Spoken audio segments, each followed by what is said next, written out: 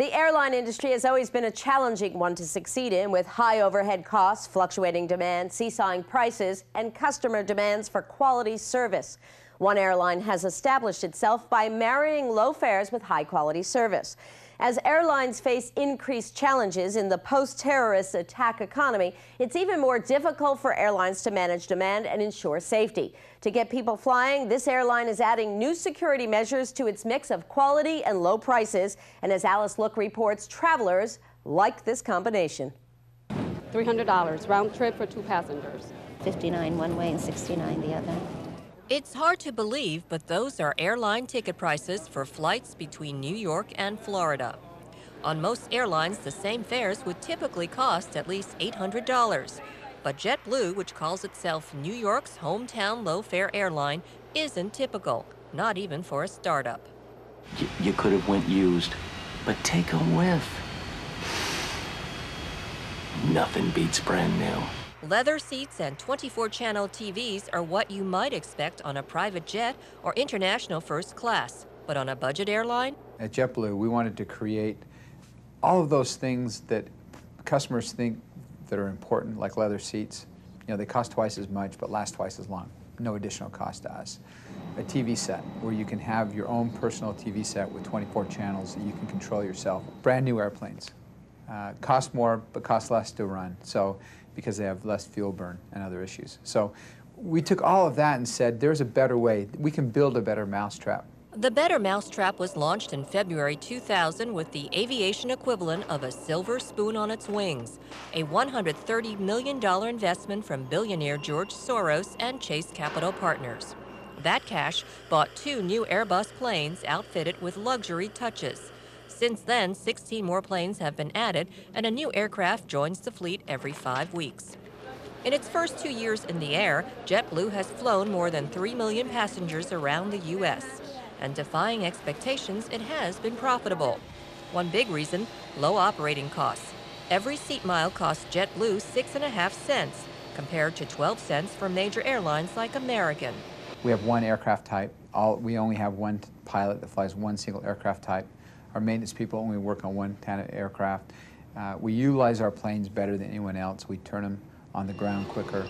It's a very, very efficient operation, and that's what gives us our low cost. According to Neeleman, the A320s that make up the JetBlue fleet not only burn less fuel, but require less maintenance because they are new and under warranty. A smaller staff of pilots and flight attendants means lower costs. And while captains and first officers have thousands of hours of flying experience, their average pay is lower than pilots at the majors. The typical low-fare airline would have labor costs that are somewhere around 20 to 25% of revenue, whereas you might see a major airline have labor costs that are 38 to 40% of revenue. Another savings tactic, fly into airports where the tariffs and landing slots cost less. So instead of LAX, JetBlue flies to Long Beach, California, Oakland instead of San Francisco International, Kennedy instead of New York's LaGuardia. Even in the best of times, making money in the airline business can be tough. In the new security-conscious environment, JetBlue says it has no plans for now to raise fares, something that may keep passengers flying. We got a great rate. We saw them advertising on TV, and it was just a good rate. That's pretty much why. We weren't really planning a vacation very far in advance, but when we saw the rate, we were like, we have to go.